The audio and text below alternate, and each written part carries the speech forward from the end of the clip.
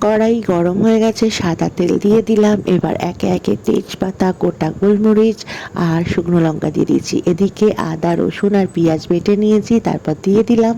এবার কস্তুরি মেথি দিয়ে ভালো করে মিক্সড করে নেব।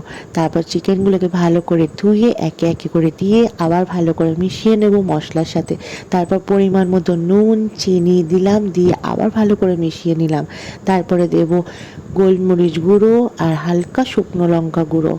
তারপরে দেখো পোস্ত বাটা, কাজু বাটা আর মগজদানা বাটা দিয়ে ভালো করে মিক্সড করে নিয়েছি। তারপরে দই, টক দই দিয়ে ভালো করে নাড়িয়ে চাড়িয়ে নেওয়ার পর যখন ফুটে যাবে হালকা একটু কেওড়া জল দিয়ে হালকা করে গরম মশলা ছড়িয়ে দিলাম।